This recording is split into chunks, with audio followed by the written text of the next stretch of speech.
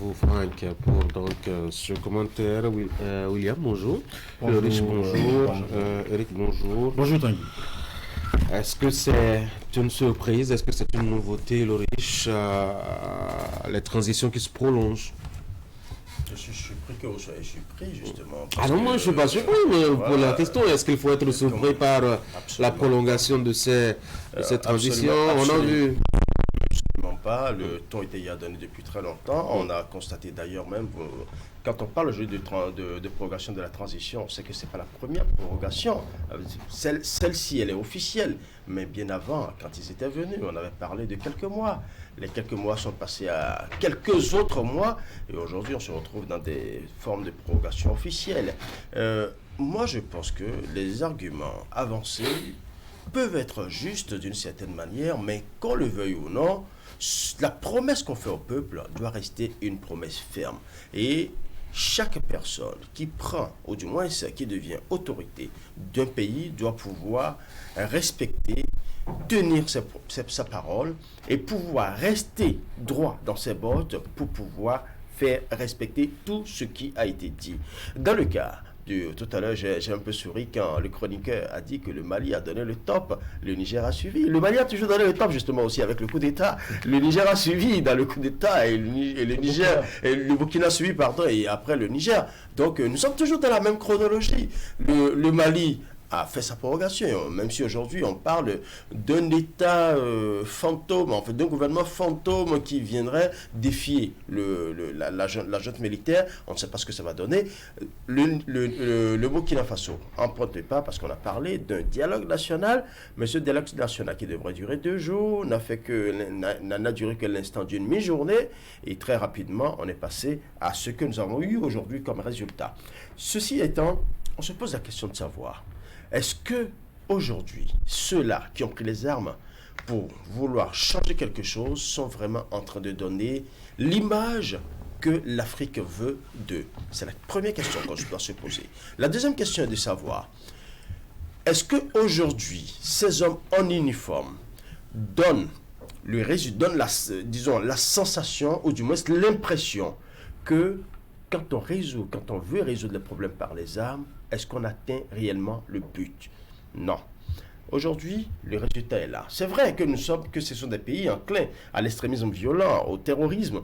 Et leur arrivée à un moment donné était vraiment applaudie. On s'est dit, il était temps qu'on fasse, ou du moins qu'on retourne la situation et qu'on fasse rendre gorge à ces hommes qui font une guerre asymétrique aux populations. Je parle du terrorisme, de l'extrémisme violent, ceux-là qui déciment, ceux-là qui incitent la peur au sein des populations, ceux-là qui déciment la population. Quand l'armée est venue, l'armée a pris le pouvoir, à un moment donné, on s'est dit, ouf, parce que nous avons vu l'exploit de Kidal. Ça reste quand même l'une des prouesses du Mali, par exemple, parce que quand nous prenons les cas, et analysons-les aussi, quand nous prenons le cas général, analysons-les aussi cas par cas. Nous avons vu l'exploit de Kidal, parce que pendant longtemps, pendant des années, on a vu plusieurs opérations qui ont été déployées dans le nord du Mali, mais Kidal est resté une cité imprenable pendant longtemps, avec Assimi Goïta, avec tout le dispositif que la junte a apporté au Mali.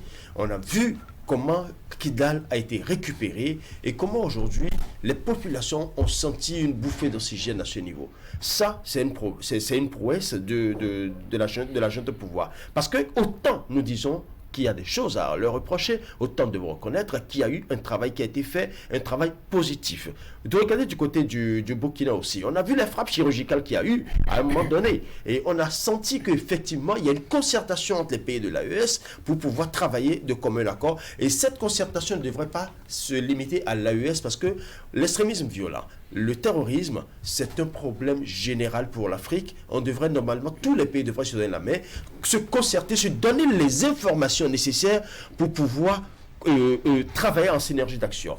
Mais aujourd'hui, quand on laisse ce côté sécurité, qu'est-ce que la junte au pouvoir apporte aux populations?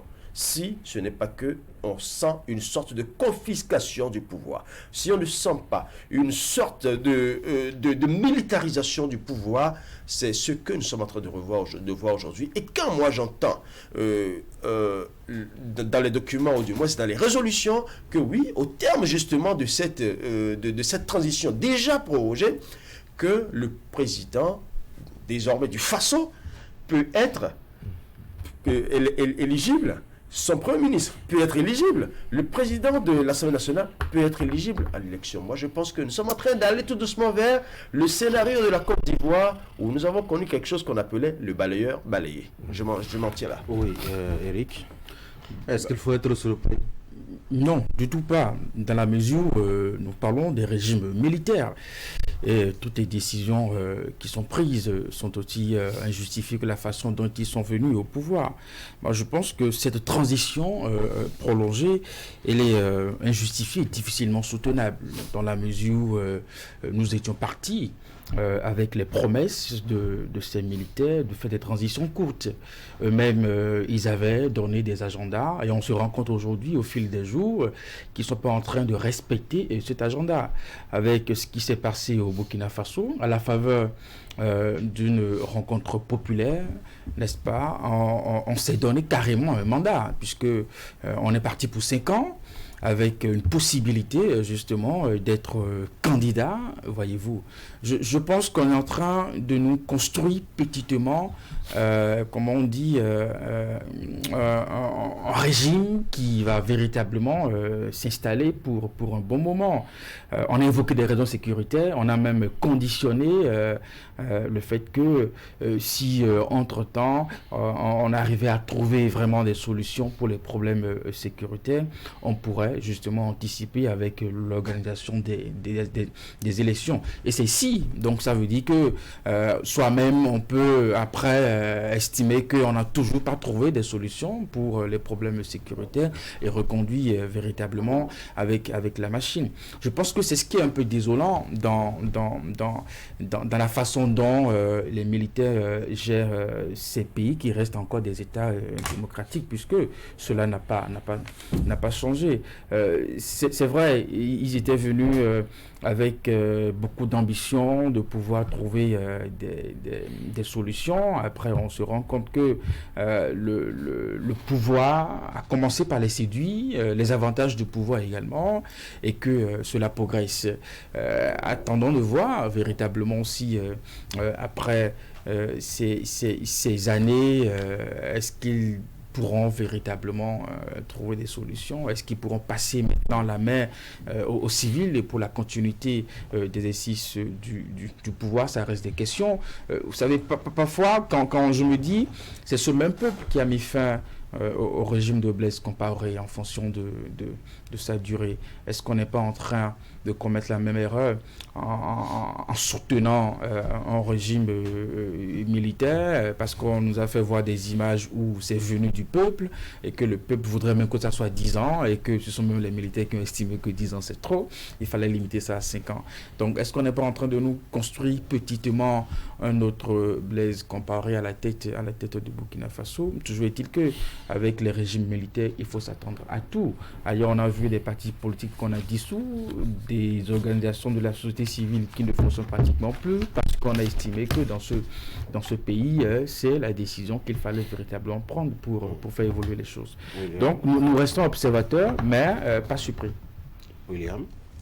Non, je ne dissocie pas le comportement actuel des putschistes au pouvoir, des présidents démocratiquement élus et supposés très légitimes dans notre espace ouest africain ou sur notre continent.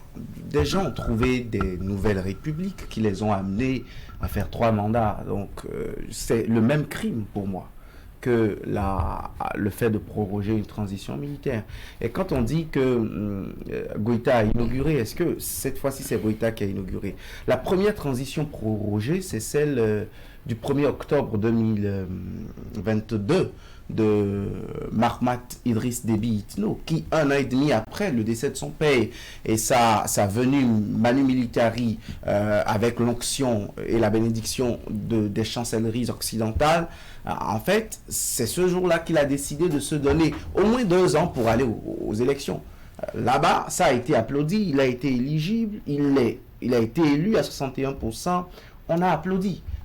Pourquoi le cas malien devrait gêner alors, si tant est qu'on est extrêmement accroché aux valeurs démocratiques, ou le cas du jeune Traoré, qui pour moi, il faut faire la différence, quand on dit AES, moi je mets vraiment une nette différence entre les pays.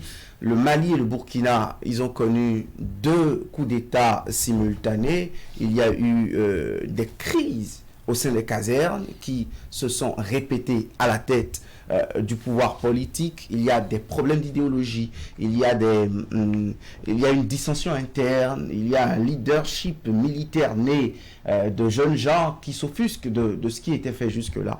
Contrairement au bruit de botte qu'il y a eu au sein de la garde présidentielle au Niger, une garde présidentielle venue au pouvoir avec une série de décisions, et aussi même au sein des 2 qui ont connu la même histoire, Burkina et Mali, je fais la démarcation entre le bilan palpable et remarquable d'Assimi Goïta et ce qui essaie d'être fait du côté de Traoré. Quand j'ai fini de dire ça, je dis que quand on laisse le Tchadien, on le trouve dans toutes les anses ou dans tous les droits de perpétuer cette dynastie Déby Itno à la tête du Mali, de trouver que ce sont les seuls à même de gouverner les Maliens. Quand on pense qu'il faut légitimer le Gabonais, tout se passe en douceur avec lui, on ne juge pas. Là-bas, il n'a pas encore prorogé, mais il est éligible.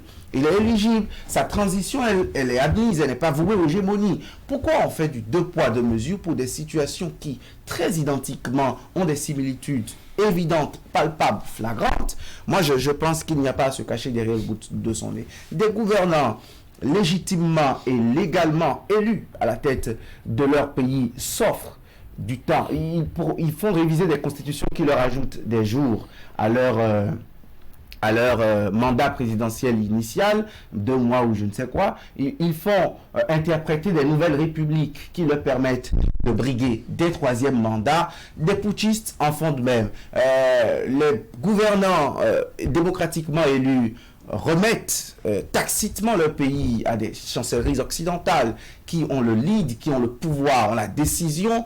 Les militaires, ils arrachent leur pays de certaines chancelleries occidentales, mais vont remettre ça à des puissances, d'autres puissances, à des Russes. Ils font les mêmes choses, juste que certains sont en kaki, d'autres ne le sont pas. Ils sont tous les mêmes à la tête de nos États. Ils font les mêmes choses, ils ont les agissements, ils font du mimétisme bien organisé et légèrement adapté en fonction de leur territoire et en fonction de leurs intérêts. Et pour ça, eux tous, je décris leur propension, eux tous, à s'accrocher au pouvoir. Montesquieu a dit que toute personne qui a le pouvoir a tendance à en abuser.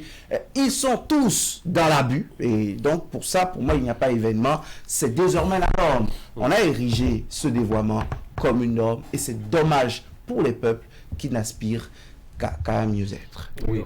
Au-delà de tous ces éléments que les collègues ont souligné, moi, je pense que c'est l'expression d'une certaine peur de ces militaires, la peur que ce qu'ils sont en train de construire soit, disons,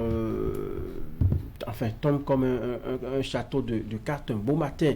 Parce que si vous êtes en train de construire, vous avez fait la fondation, la façon dont ils sont arrivés au pouvoir, pour eux, c'est qu'il y a une nouvelle organisation qui se met en place. Et donc, quitter très tôt le pouvoir, remettre très tôt le pouvoir aux civils, et parti, c'est un peu comme si ils n'ont pas la certitude que ce qu'ils sont en train de faire là, ça va être sauvegardé, ce qu'ils sont en train de construire, et qu'ils font croire à tout le monde que c'est la meilleure des solutions aujourd'hui au niveau de leur pays, que c'est la meilleure des choses. Eh bien, ils ont peur que cela soit revu. L'autre chose, eh bien, les jeunes au pouvoir ont besoin de rassurer la nouvelle puissance à laquelle on va baiser les mains chaque matin pour prendre des armes, à laquelle on va faire allégeance. Lorsqu'on a fini de régler le cas des Français, on s'est tourné vers la Russie. Et donc, il faut rassurer ce partenaire-là qui investit énormément, qui dépense pour amener des armes dans ces pays-là. Et donc, pour cela, on a besoin de rester parce que aucune Russie, aucune puissance étrangère n'a la certitude que si des politiques viennent au pouvoir, qu'ils ne réviseront pas les accords qui sont aujourd'hui signés, qui permettent à ces pays d'avoir des armes sophistiquées pour lutter contre le terrorisme. Est-ce que les bases légales sont bien posées pour qu'à leur départ, ils puissent, ce qu'ils sont en train de faire là puisse être perpétué? Je ne crois pas que ces militaires aient la certitude aujourd'hui. Mais au-delà de tout ça, c'est que les militaires au pouvoir se comportent aujourd'hui comme les seuls intelligents. Et c'est là que j'ai peur un peu pour eux. Parce qu'au même moment, vous êtes en train de vouloir régler des problèmes, vous pouvez en créer. Je ne suis pas sûr que, d'abord au niveau de la population est divisée. Ceux qu'on a renversés, ils ont toujours les leurs dans la population. Au niveau même des casernes, je ne crois pas que tous les militaires groupent ce qui se passe aujourd'hui, que ce soit au niveau du Mali, que ce soit au niveau du Burkina Faso et peut-être bientôt au niveau du Niger. Il y a toujours des dissidents, il y a des gens qui ne sont pas d'accord avec la trajectoire que vous prenez, l'allure que vous prenez. Et donc, moi, j'ai peur pour ces militaires parce qu'on pourrait en arriver. D'ailleurs, on a appris au Burkina Faso qu'il y a eu encore des tentatives de coup d'État qui ont été déjouées, ainsi de suite. Et donc, on est un peu comme dans une spirale. Et si on ne fait pas attention, on va se retrouver dans un cercle vicieux où les coups d'État qu'on a laissés, qu'on a cru devoir, disons, combattu déjà, qu'on a cru devoir reléguer au passé, vont revenir encore sur la scène politique. Moi, je pense que c'est dommage tout simplement pour notre pays. Et aujourd'hui, est-ce que la façon dont gère même le pays, les deniers publics, la façon dont ces militaires gèrent, est-ce qu'il y a une certaine orthodoxie qui est respectée? Est-ce qu'il y a un contrôle qui va se faire après? Je ne crois pas. Et donc, pour toutes ces petites peurs-là, je crois que les militaires sont en train de proroger les mandats pour essayer d'assurer un peu les arrières, pour essayer d'apporter une certaine caution à leur nouvelle puissance, à cette nouvelle puissance vers qui les jeunes se sont tournés pour essayer de régler le problème. Et puis n'oubliez pas que ces puissances, la France et les autres, les Américains par endroits, à qui on a tourné le dos, eh bien, ces puissances ne vont pas dormir sur leur laurier. À la moindre occasion, je pense que la revanche peut être prise et ça ne va pas être bien pour ces militaires-là. Je pense qu'aujourd'hui, la junte s'est rendu compte de la réalité. Parce que dans l'exercice du pouvoir, il y a ce qu'on appelle, ce que vous percevez, ce que la réalité vous montre lorsque vous êtes aux manettes. Et donc aujourd'hui, ils sont face à des difficultés et la seule façon pour eux, c'est de proroger le mandat. Je ne suis pas sûr qu'à la fin même de ces prorogations, au Burkina Faso, que le jeune Ibrahim Traoré nous dise « Eh bien, j'ai tout résolu, je vais transmettre le pouvoir ». Je ne crois pas. Lui-même, il va faire un peu comme dans d'autres pays, au Tchad et autres. Le top a été donné là-bas et je pense que tous vont s'aligner parce qu'ils se parlent, ils se retrouvent et ils ont un objectif derrière la tête. Et je pense qu'ils sont en train de se donner les moyens pour atteindre cet objectif-là. Il est 8h44. Alors, pour un premier tour, c'en est fait. À quoi est-ce qu'on pourrait s'attendre finalement avec justement ces jeunes qui veulent se maintenir au pouvoir, Ulrich? À quoi s'attendre? Parce qu'ils sont au pouvoir, il n'y a rien d'autre rien d'autre qu'on puisse faire. Une chose est certaine, vous savez, quand vous écoutez les différentes résolutions des assises tenues, on a bien précisé, on a bien mis une condition quelque part dans les textes en disant si les conditions le permettent. C'est-à-dire, il y aura des élections si les conditions sécuritaires le permettent. Il faut bien, c'est-à-dire, c'est une petite phrase qui dit beaucoup de choses. Quand déjà on proroge une transition, et même dans cette transition, le document qui confirme cette prorogation précise quelque part que on aura des élections. Ça pose quel problème? On aura des élections. Non, ça pose le problème que là où nous allons, on peut avoir des élections, comme on peut ne pas les avoir. Donc ça, c'est une évidence. L'autre chose aussi, quand aujourd'hui la communauté internationale parle Et William a bien fait aujourd'hui de faire la caricature générale. C'est vrai que nous parlons de l'AES, mais la caricature générale voudrait que l'on ne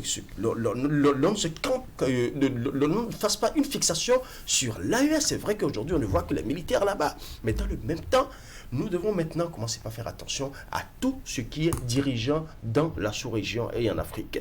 Donc, l'image qui se dessine aujourd'hui, c'est que ils vont rester au pouvoir, ils vont faire le temps qu'il faudra, mais le risque aussi est que, comme je l'ai dit, en Côte d'Ivoire, sous le général Gueye, nous avons connu le système du balayeur-balayé, celui qui est venu pour balayer l'autre, et qui disait qu'il est venu réformer les choses, et qui à un moment donné a voulu s'éterniser, a été balayé à son tour. On risque d'avoir on risque d'avoir ce même scénario, et ce scénario n'est pas de nature à arranger les choses. Commencement, oui. Ouais, William. C'est bienvenu le chaos. Hein. D'abord, ils ont tous viré presque dans la dictature. Ils musellent les voix dissonantes, les partis politiques. Ils font susciter des gens pour désormais des déclarations. C'est quand même étonnant pour Assimi Goïta qui, pour moi, était un putschiste un peu différent des autres parce qu'il avait beaucoup de méthodes et beaucoup de stratégies dans sa façon d'y aller. Il focalisait vraiment son attention sur les résultats, mais le syndrome, je ne sais pas si c'est une mouche qui pique souvent les gouvernants quand ils sont au sommet de l'État. Cela a bien eu raison de lui. Aujourd'hui, il en est enivré.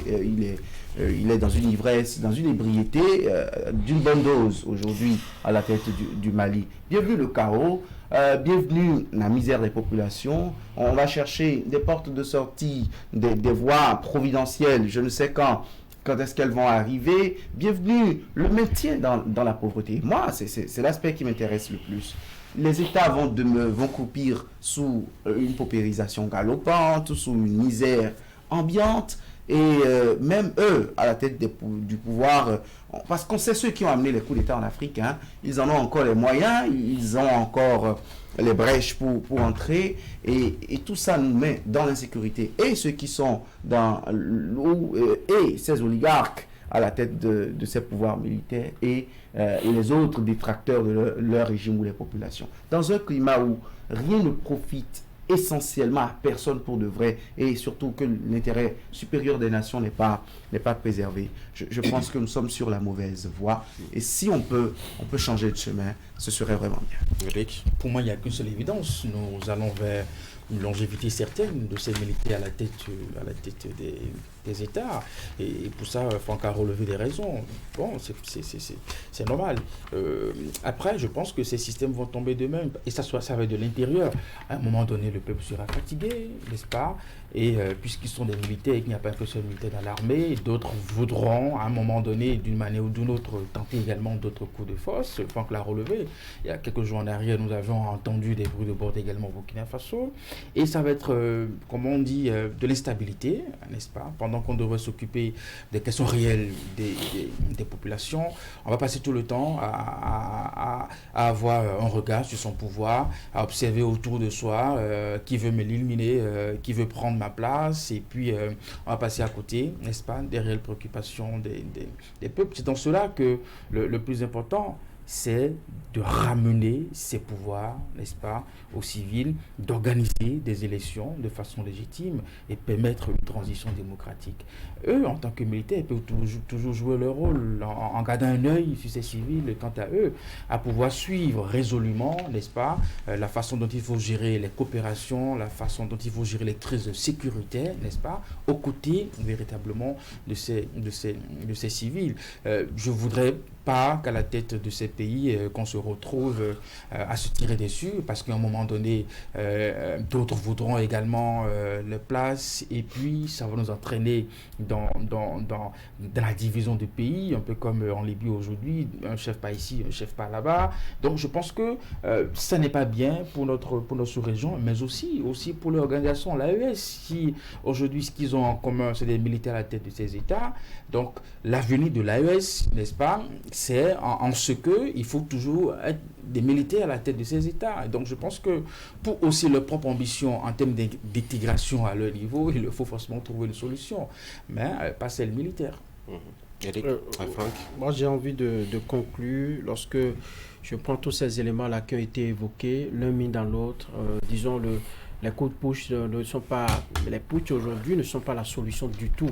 Ça crée bien entendu de réels problèmes encore au pays. Et attention, je voudrais dire attention à tous ces militants, tous ces militaires qui sont au pouvoir, parce que tout simplement, nous avons une jeunesse africaine de plus en plus émancipée, une jeunesse africaine qui veut arracher, disons, sa liberté, qui veut que les choses changent. Il y a des exemples à côté. Nous avons vu ce qui s'est passé au Sénégal. Ils ont tenu bon. Et donc, dans ces pays, il y a encore des gens, des têtes illuminées. Il y a des esprits assez ouverts qui peuvent, à un moment donné, dire attention, arrêtons. Parce que quand j'entends, par exemple, au Mali, lorsque Assimi Goïta n'est plus en odeur de sainteté avec... je crois que c'est l'imam Diko, par exemple. Moi, je me dis que c'est une bombe à retardement, parce que ces leaders-là, aujourd'hui, lorsqu'ils se mêlent à la chose sociale, à la chose politique, on sait ce que cela donne.